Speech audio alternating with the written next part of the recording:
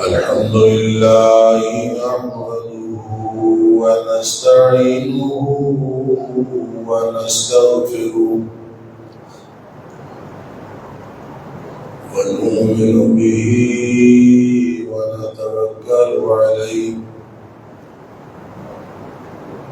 ونعوذ بالله من شرور أنفسنا ومن سيئات أعمالنا من يهده الله فلا مضل له ومن يضلل فلا هادي له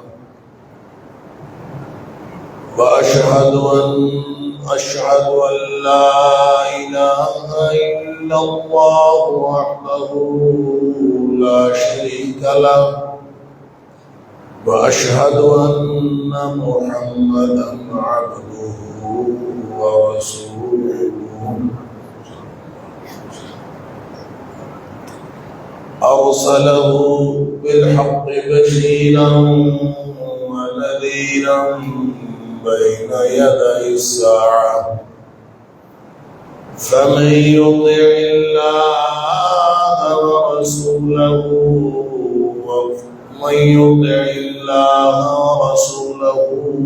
فقد رشد واهتدى ومن يعص الله ورسوله فقد ضل وغوى فإنه لا يضر إلا نفسه ولا يضر الله شيئا نسأل الله ربنا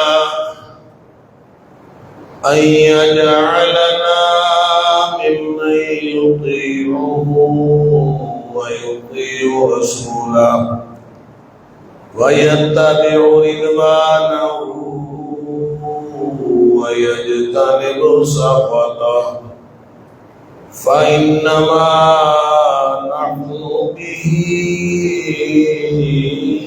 وله أما بعد فإن خير الحديث كتاب الله وخير الهدي هدي محمد صلى الله عليه وآله وسلم وشر الأمور محدثاتها وكل محدثة بدعة وكل بدعة ضلالة وكل ضلالة في النار فأعوذ بالله السميع العليم من الشيطان الرجيم من همزه ونفخه ونفثه بسم الله الرحمن الرحيم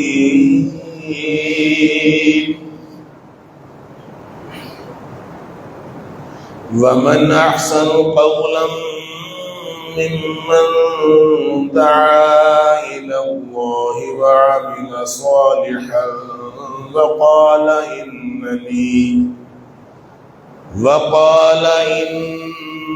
إنني من المسلمين.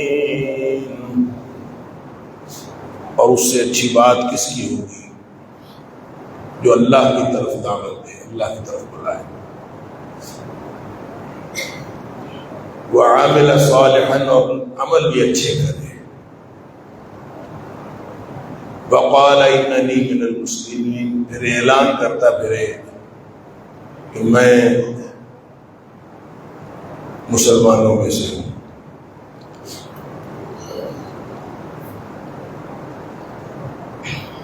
آج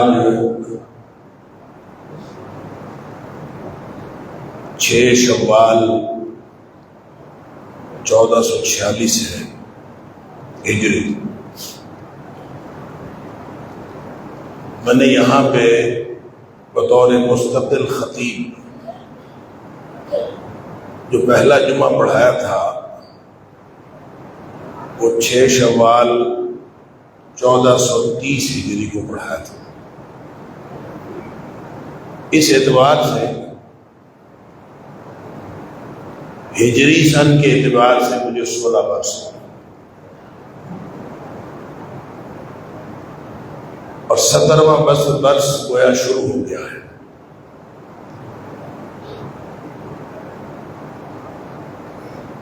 ہر سال جب یہ والا جمعہ آتا ہے تو ایک یاد دہانی کے طور پر اور محاسبہ نفس کے طور پر میں اس موضوع پر گفتگو ضرور کرتا ہوں، اور آج بھی وہی گفتگو ہے جو کم و بیش میں نے پچھلے سال بھی اس موقع پر کی ہوگی۔ مقصد اس کا یہ ہے کہ میں اور آپ ہم سب اپنا اپنا محاسبہ کریں کہ کیا یہ جو مبارک مسجد کی اصلاحی تحریک ہے جو یہاں کے جمعے کے خطبات کے ذریعے سے شروع ہوئی، 16 برس گزر گئے، اللہ اکبر، زندگی کا ایک حصہ ہے، کیا اس نے کوئی ہمارے اندر تبدیلی پیدا کی؟ انفرادی طور پر میں اور آپ ہم سب اپنا اپنا محاسبہ کریں، اور پھر اجتماعی طور پر اس مسجد کے ماحول کا، ان خطبات کی تاثیر کا جائزہ لیں کہ اس کے اندر کیا کمی کوتاہی ہے، کیا وجہ ہے کہ اگر اس کے اثرات نہیں ہو رہے، اور اگر ہو رہے ہیں تو پھر ہم اس پر اللہ کا شکر ادا کریں، کیونکہ اللہ کا قانون ہے کہ لئن شکرتم لازیدنکم، تم میرا شکر کرتے جاؤ میں نعمت کے اندر اضافہ کرتا جاؤں گا۔ اور دنیا میں نعمتیں بے شمار ہیں۔ اللہ فرماتا ہے کہ ان تعدوا نعمت اللہ لا تحصوها، تم اگر اللہ کی نعمتوں کو گننا شروع کر دو تو تم کبھی ان کو گن نہیں سکتے۔ یہ نہیں ہے کہ کوئی شخص ایک ایک کر کے گننا شروع کرے تو وہ کبھی گن نہیں سکتا، ایسا نہیں۔ دنیا میں قیامت تک کوئی ایسا کمپیوٹر، کوئی ایسا کیلکولیٹر، کوئی ایسا سپر کمپیوٹر بھی نہیں بن سکتا جو اللہ کی نعمتوں کو گن سکے۔ لیکن ان نعمتوں میں سے سب سے بڑی نعمت، یعنی ساری نعمتیں ہیں، اور ان میں سے سب سے بڑی نعمت ایمان ہے، اور پھر اللہ کا قرآن ہے۔ اگر ہم ایمان کے ساتھ، اس قرآن کے ساتھ جڑے ہیں، اور ایمان کے ذریعے اس قرآن کے ساتھ جڑے ہیں، اور یہ والے خطبات ہمیں قرآن کے ساتھ جوڑنے کا باعث بنے اور ہمارے ایمان میں اضافے کا باعث بنے۔ میں صرف مقتدیوں کی بات نہیں کرتا، میں اپنی بات بھی کرتا ہوں۔ اگر تو یہ ہمارے ایمان میں اضافے کا باعث ہے، جو پڑھانے والا ہے اس کو بھی اپنے ایمان کی اور تزکیہ نفس کی ضرورت ہوتی ہے۔ اور مجھے لگتا ہے کہ جمعہ پڑھانا، جمعہ پڑھتے تو آئے، میں 1990 سے مستقل جمعہ پڑھا رہا ہوں مختلف مساجد کے اندر، لیکن جب سے میں نے جمعہ پڑھانا شروع کیا مجھے یوں لگتا ہے کہ تزکیہ نفس کا اس سے بڑا ذریعہ اور کوئی نہیں۔ جب آپ ممبر رسول پہ کھڑے ہوتے ہیں، یا کھڑا ہونا ہوتا ہے، تو آپ کے اندر کی جو کیفیات ہوتی ہیں، اور پھر خاص طور پر جب آپ ممبر رسول پر کھڑے ہو کر اللہ اور اس کے رسول صلی اللہ علیہ وسلم کی باتیں کرتے ہیں، اور کوشش کرتے ہیں کہ انتہائی احتیاط کے ساتھ گفتگو کی جائے، نہ اس میں سے کوئی بات زائد ہو اور نہ اس میں سے کوئی بات چھپائی جائے، پوری کی پوری بات کی جائے۔ جب اس احساس کے ساتھ، جب آپ اس ذمہ داری کے ساتھ، اس احساس ذمہ داری کے ساتھ گفتگو کرتے ہیں، تو تو جتنا تزکیہ نفس اس عمل کے ذریعے سے ہوتا ہے شاید کسی اور عمل کے ذریعے سے نہیں ہوتا۔ اور میں آپ کو یہ بات شاید پہلے کبھی کی ہو یا نہ کی ہو کہ شروع میں جب میں جمعہ پڑھاتا تھا تو میری جو کیفیت ہوتی تھی اپنی، جو تزکیہ نفس ہوتا تھا، جو اپنی ایمان کی یعنی یوں کہہ لیجیے ایمان بوسٹنگ کیفیت ہوتی تھی، جو میرا جمعے کے ذریعے سے ایمان بوسٹ ہوا کرتا تھا، اب تو شاید مجھے کہتے ہیں نا سن کے سنی ہو گئے اور سننی ہو گئے، اور کہہ کے بھی شاید ہم سن ہو گئے۔ اب وہ کیفیات نہیں بنتی جو شروع میں بنا کرتی تھی۔ یقین کریں کتنے جمعے ایسے گزرے اور بے شمار جمعے ایسے گزرے کہ میری باطن کی کیفیت ایسی ہوتی تھی کہ میں جمعے کے بعد اللہ سے دعا کرتا تھا کہ اللہ اگر ان دنوں میں کبھی موت ہے میری لکھی ہوئی تو آج آ جائے۔ یعنی میں اپنے اندر کی کیفیت اس طرح سے ایمانی اعتبار سے اور قرآن کے ساتھ جڑاؤ کے اعتبار سے اور اپنے تزکیہ نفس کے اعتبار سے اتنی شاندار کیفیت محسوس کرتا تھا کہ میں اللہ سے دعا کرتا تھا کہ اللہ اگر ان دنوں میں کبھی موت لکھی ہوئی ہے تو میری موت آج آ جائے، کیونکہ اس وقت میری کیفیت اچھی ہے۔ ہو سکتا ہے جو مقتدی ہیں ان کے اندر بھی کوئی اس طرح کی کیفیت پیدا ہوتی ہے، واللہ عالم، لیکن میں ایمان کے ساتھ یہ کہتا ہوں اور یقین کے ساتھ یہ کہتا ہوں کہ اگر امام کا خطبہ مقتدیوں کے ایمان کے اندر اضافہ نہیں کرتا اور ان کے ایمان کو نہیں جھنجھوڑتا، وہ چاہے خطیب میں ہوں چاہے کوئی اور ہو، اگر ہمارا خطبہ، میں اپنے آپ کو سارے خطیبوں میں شامل کرتا ہوں اور میں ذمہ داری لیتا ہوں سارے خطیبوں کی کہ اگر خطیبوں کا خطبہ مقتدیوں کے ایمان کو نہیں جھنجھوڑتا اور ان کے ایمان کے اندر اضافے کا باعث نہیں بنتا تو جمعے کے خطبے کی ضرورت ہی کوئی نہیں، پھر اس کا فائدہ ہی کوئی نہیں۔ جمعہ تو ہے ہی وہ، یہ اللہ کریم نے تزکیہ نفس کا ذریعہ بنایا اور گناہوں کی بخشش کا ذریعہ بھی بنایا ہے۔ جیسے نماز ہم پڑھتے ہیں تو نماز کے اندر وہ کیفیت جو ہم عام زندگی کے اندر کیفیتیں لے کے پھرتے ہوتے ہیں، جب نماز پڑھتے ہیں تو کیفیت چینج ہو جاتی ہے، کیفیت تبدیل ہوتی ہے۔ اسی لیے نبی پاک صلی اللہ علیہ وسلم نے فرمایا ایک نماز جب کسی نے پڑھی باجماعت اور پھر دوسری نماز باجماعت پڑھی تو درمیان میں آنے والے سارے صغیرہ گناہ اللہ تعالیٰ معاف کر دیتا ہے۔ اسی طرح جمعہ کسی نے اگر ایک پڑھا اور پھر اس سے اگلا جمعہ پڑھا تو درمیان میں آنے والے سارے صغیرہ گناہ اللہ تعالیٰ معاف کر دیتا ہے۔ آخر کوئی ایمانی کیفیات کی کوئی ایکٹیویٹی تو ہے نا، کوئی ایسا تزکیہ نفس کا نظام تو ہے، ایسا کوئی اللہ کے ساتھ کنیکشن کا نظام ہے، ایسی کوئی باطنی کیفیات کی تطہیر کا کوئی ایسا نظام ہے، ایسی ان کی صفائی کا نظام ہے کہ جس کے ذریعے سے انسان اللہ سے جڑ جاتا ہے، اور یہ عمل کرنے سے اور پھر اس سے اگلے جمعے پھر یہ عمل کر لینے سے درمیان میں آنے والے سارے صغیرہ گناہ معاف ہو جاتے ہیں۔ اگر ایسا ہے تو پھر تو ہماری کیفیتیں بدلنی چاہیے۔ جب ہم جمعے کے لیے مسجد میں داخل ہو اور جمعہ پڑھ کے مسجد سے نکلے تو ہماری کیفیتیں ایک جیسی نہیں ہونی چاہیے، بالکل ایسے ہی جیسے نماز پڑھنے کے لیے آپ شروع کرتے ہیں اور پھر نماز پڑھ کے باہر نکلتے ہیں تو دل نرم ہوا ہوتا ہے۔ اگر اسی طرح جمعے کی کیفیات تبدیل نہیں ہوئی اور جمعہ کیفیات تبدیلی کرنے والا نہیں ہوا، اس نے ایمان کے اندر اضافہ نہیں کیا، ایمان بوسٹنگ نہیں ہے، یہ تو اگلا مرحلہ ہے نا کہ ہم اس کو اصلاح کی تحریک کا حصہ بنائیں۔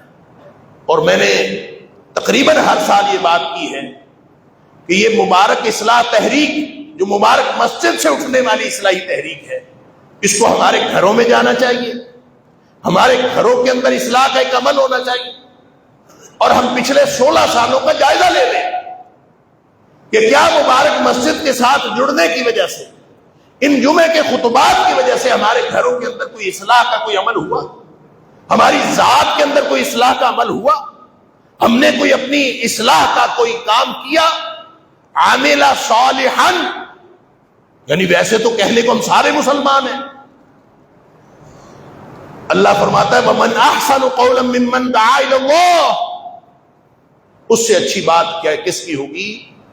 جو ہر وقت اللہ کی طرف بلاتا ہے اور جس کا قول فعل عمل وہ لوگوں کو اللہ کی طرف دعوت دیتا ہے. وَعَمِلَ صَالِحًا، اور کردار بھی اس کا اچھا ہے، صرف باتیں نہیں کرتا، وہ اس کا کردار بھی اچھا ہے. وَقَالَ إِنَّنِي مِنَ الْمُسْلِمِينَ، پھر اس کو حق پہنچتا ہے کہ وہ اعلان کرتا پھر کہ ہاں میں مسلمانوں میں سے. اگر اس کی گفتار اور اگر اس کا کردار لوگوں کو اللہ کی طرف بلانے والا نہیں ہے، میں اور آپ ہم سب اپنے اپنے گھروں میں کیسے رہتے ہیں یہ یا ہم جانتے ہیں یا اللہ جانتا ہے. ہم ایک دوسرے کو نہیں جانتے، ایک دوسرے کے گھروں کا ماحول ہم نہیں جانتے. لیکن میرا سوال ہے، اور یہ سوال ہمیں اپنے آپ سے کرنا چاہیے، یا ایھا الذین آمنوا اتقوا اللہ ولتنظر نفس ما قدمت لغد، اے ایمان کے دعویٰ کرنے والوں اللہ سے ڈرو اور اپنا محاسبہ کرو کہ کل کے لیے آگے کیا بھیجا ہے. کیا ہمارے اس جمعوں کے ذریعے سے اور جمعے کے خطبات کے ذریعے سے اٹھنے والی تحریک نے ہمارے اندر کوئی تبدیلی پیدا کی ہے؟ اگر تبدیلی پیدا کی ہے، پازیٹو تبدیلی کی بات کر رہا ہوں، اگر پازیٹو تبدیلی بات پیدا ہوئی ہے تو ہم سب اللہ کا شکر کریں اور اس کے اندر مزید بہتری لانے کی کوشش کریں. اور اگر تبدیلی نہیں ہوئی، 16 سال ایک زندگی کا حصہ اگر ہم نے صرف باتیں کی اور باتیں سنی ہیں، گفتگویں کی ہیں اور گفتگویں سنی ہیں، بڑا جمعہ پڑھایا ہے جی، بڑی بات ہے جی، کیا بات ہے، بس یہی کچھ. اللہ اکبر. میں نے جب نیا جمعہ پڑھانا شروع کیا، اتفاق سے شروع کیا تھا، یعنی بالکل ایک اتفاق تھا. اتفاق یہ ہوا کہ میں ان دنوں BA کے امتحان دے رہا تھا، تو امتحانوں کی تیاری کر رہا تھا. تو ابا جی کا جمعہ تھا رحمہ اللہ، ان کا جمعہ تھا کسی گاؤں میں، دور دراز کسی گاؤں میں. فون شون تو تب ہوتے کوئی نہیں تھے، تو ابا جی کو کسی اور جگہ جانا پڑ گیا اور وہ موجود نہیں تھے، ان کو کسی اور جگہ جانا پڑ گیا، اطلاع بھی نہ دی جا سکی. تو وہ لوگ ابا جی کو لینے کے لیے آ گئے گھر. تو ابا جی تو گھر پہ نہیں تھے، تو انہوں نے کہا جی ہم نے تو لے کے جانا ہے، چاہے کوئی چھوٹا بچہ ہی لکھنویوں کا ہو، ہم نے لے کے جانا ہے اور وہ جمعہ پڑھائے. نہیں، ویسے اس وقت انہوں نے یہ نہیں کہا کہ جمعہ پڑھائے، انہوں نے کہا کہ چاہے بچہ ہی کوئی ہو ہم لے کے جانا ہے، اس لیے کہ وہاں لوگ بہت انتظار کر رہے ہیں تو ہمیں تو لوگ چھوڑیں گے نہیں. تو میں نے کہا گھر میں تو میں اکیلا ہوں. تو انہوں نے کہا تم ہی آ جاؤ ہمارے ساتھ، تو ہم کم از کم جا کے ان کو دکھا سکیں کہ یہ ہم گئے تھے اور یہ ہم مولوی صاحب کا بیٹا لے کے آئے. میں ان کے ساتھ چلا گیا. خیال تو یہ تھا کہ وہ مجھے لے کے جا رہے ہیں، بس دکھائیں گے وہاں کی ہے، میں ہم لے آئے ایک لڑکا. تو وہاں میں پہنچا تو مسجد بھری ہوئی تھی، گاؤں کی مسجد تھی اور بھری ہوئی تھی. تو خیر میں وضو کر کے ایک طرف 2 رکعتیں پڑھی، تو 2 رکعتیں پڑھ کے میں نے اسلام پھیرا. تو انہوں نے کہا جی مولوی صاحب آ جاؤ. یہ میرا پہلا جمعہ تھا. میں حیران پریشان، میں نے جمعہ پڑھانا ہے، یعنی نہ میں نے کوئی ذہنی تیاری کی نہ کبھی سوچا. لیکن ایک اللہ کا شکر ہے کہ ہمیشہ ابا جی کے پیچھے جمعے پڑھتے رہتے تھے. تو والد صاحب سے سن کے چیزوں کا پتہ بھی تھا اور یہ بھی پتہ تھا جمعہ پڑھانا کیسے، اور خطبہ بھی یاد تھا. یعنی کبھی جمعہ نہیں پڑھایا لیکن خطبہ یاد تھا. تو میں نے بس اللہ کا نام لے کر میں ممبر پہ بیٹھ گیا، شروع ہو گیا. پتہ نہیں کتنی کھچے ماری ہوں گی میں نے پہلے جمعے میں، کون سننے والا، نہ کوئی ریکارڈنگ ہوئی نہ کچھ. میں آج کہوں کہ میں نے بڑا شاندار جمعہ پڑھایا تھا، میں جو مرضی کہہ لوں، لیکن بہرحال جمعہ ہو گیا الحمدللہ. تو وہ میرا پہلا جمعہ تھا. تو اس اتفاق کے بعد ہمارے جو گاؤں والی مسجد تھی اس میں اکثر یہ مسئلہ ہوتا تھا کہ جمعہ پڑھانے والا کوئی نہیں ہوتا تھا. ابا جی تو باہر جمعے پڑھاتے تھے, تو گاؤں والی مسجد میں جمعہ پڑھانے والا کوئی نہیں ہوتا تھا. تو میں جب ایک جمعہ پڑھا آیا تو لوگوں کو خبر ملی کہ یہ تو جمعہ پڑھا لیتا ہے. تو اس کے بعد وہ جمعہ میرے ذمے لگ گیا کہ وہ جمعہ تم نے پڑھایا کرنا. تو میں نے ایک دو جمعے پڑھائے تھے, تو تب شوق اٹھا مجھے کہ جیسے عوامی خطیب لے کے ساتھ جمعہ پڑھاتے ہیں, لے کے ساتھ, تو میں بھی لے کے ساتھ جمعہ پڑھا. ابھی کوئی تیسرا جمعہ ہوگا میرا خیال, تیسرا یا چوتھا. میں نے بڑی تیاری کر کے پورا جمعہ لے کے ساتھ پڑھایا. شوق بھی بڑا تھا اور اپنا شوق بھی پورا کیا اور لے کے ساتھ جمعہ پڑھایا. لوگ بھی بڑے خوش ہوئے, گاؤں کا ماحول. اور اب لے کے ساتھ جمعہ پڑھائیں تو کتنا ماحول بنا ہوگا. بہرحال وہ لوگ بڑے خوش ہوئے. تو ابا جی جب واپس تشریف لائے تو اسی دن شام کو یا اگلے دن کی بات ہے واللہ اعلم, ہماری مسجد کا ایک نمازی ابا جی کو شہر میں مل گیا. تو ابا جی نے ان سے پوچھا کہ جمعہ کس نے پڑھایا.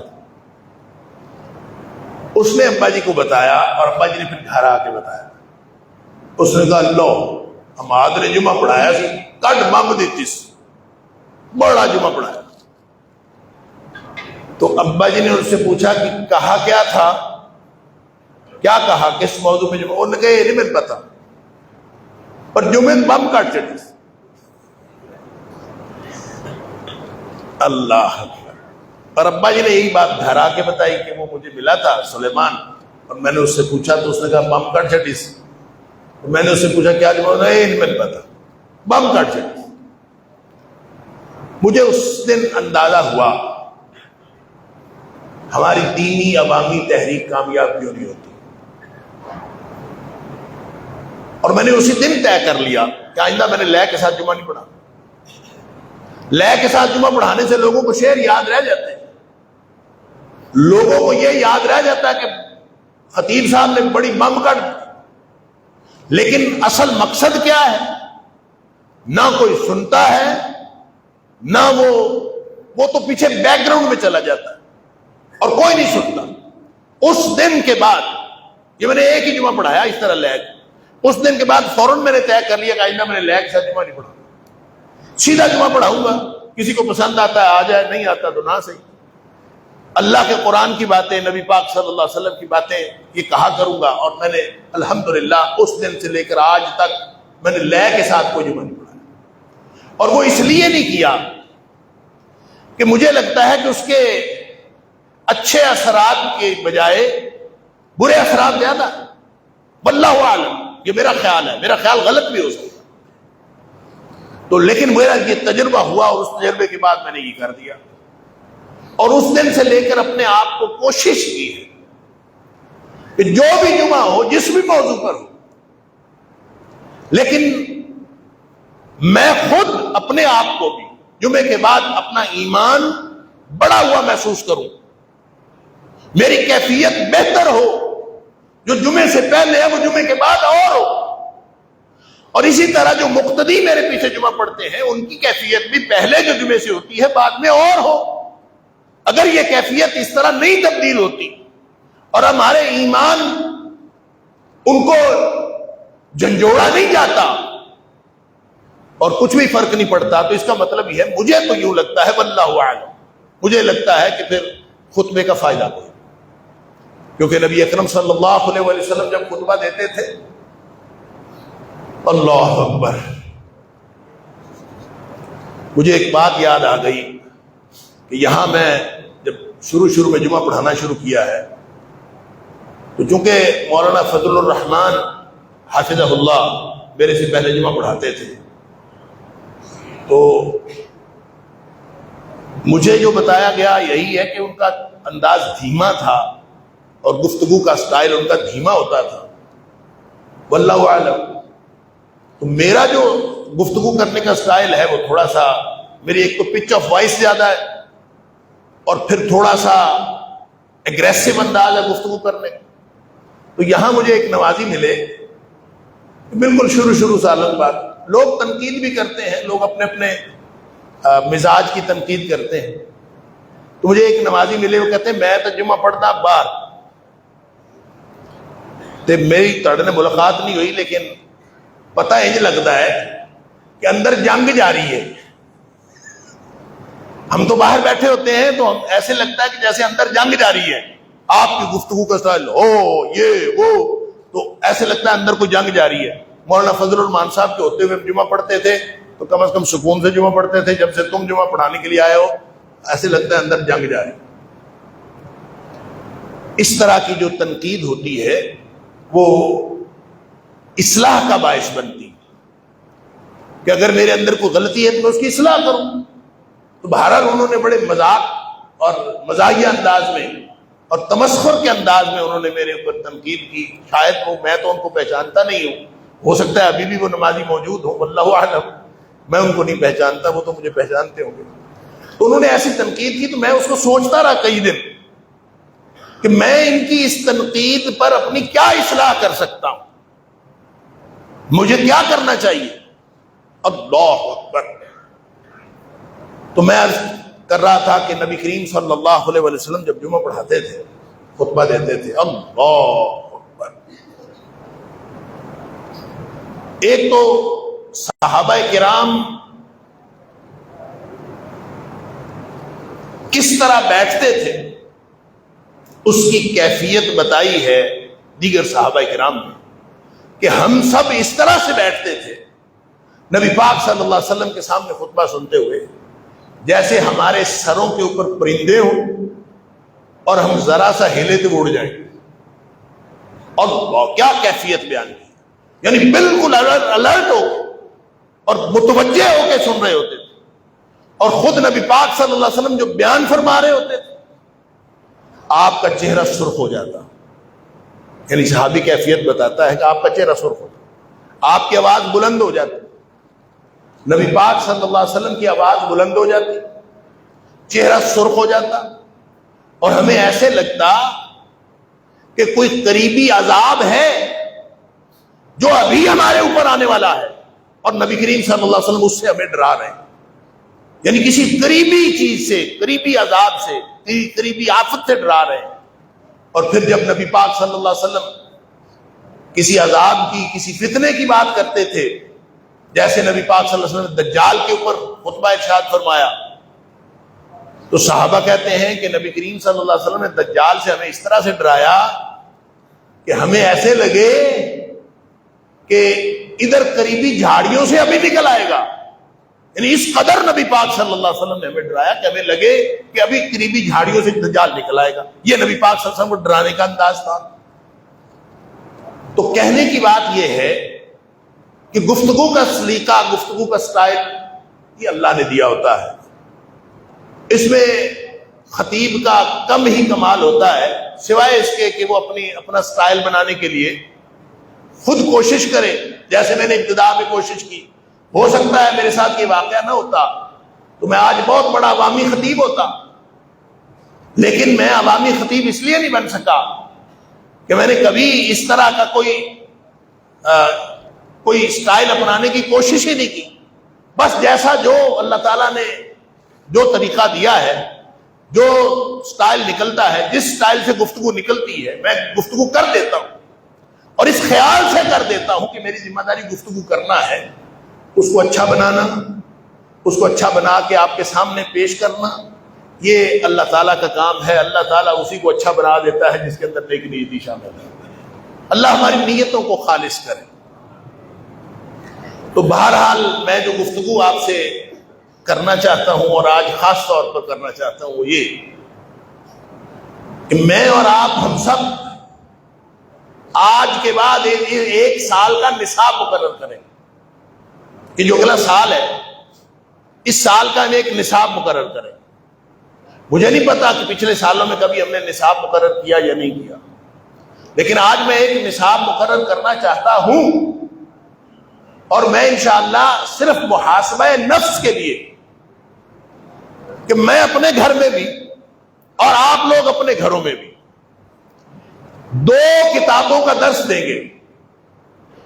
اور 2 کتابیں اپنے اہل خانہ کو گو تھرو کروا دیں گے اس پورے سال میں، اور بہت بڑی کتابیں نہیں ہیں، بڑی مختصر کتابیں۔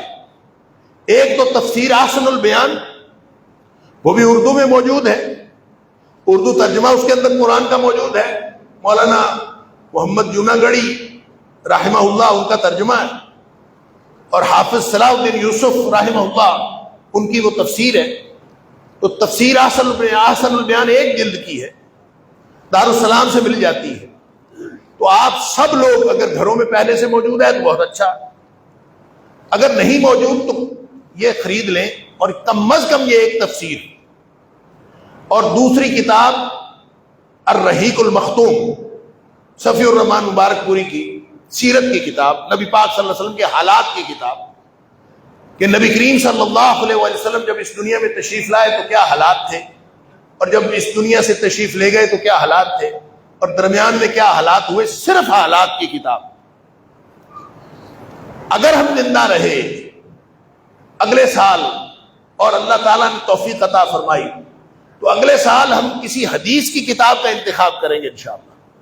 لیکن یہ محاسبہ نفس کے لیے میں اپنے آپ کو بھی، اپنے گھر کے نصاب کے لیے اپنے آپ کو بھی دے رہا ہوں، اور آپ کو بھی دے رہا ہوں کہ آپ سب نے اپنے اپنے گھروں کے اندر اس کا ایک پیریڈ مقرر کر لیں، ٹائم مقرر کر لیں، صبح کے ٹائم، شام کے ٹائم، دوپہر کے ٹائم، جو بھی وقت آپ کو سوٹ کرے، گھر کے اندر آدھا گھنٹہ بھی دے دینا، 15 منٹ کے لیے تفسیر پڑھ لیں، اور 15 منٹ کے لیے جو ہے وہ سیرت کی کتاب پڑھ لیں۔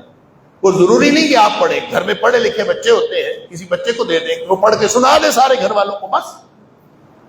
اور آخر پہ آپ یہ دعا ضرور کریں کہ اللہ تعالیٰ ہم سب کو عمل کرنے کی توفیق دے، اور ہم سب کو اللہ تعالیٰ ہدایت نصیب فرمائے، یہ دعا ضرور کریں۔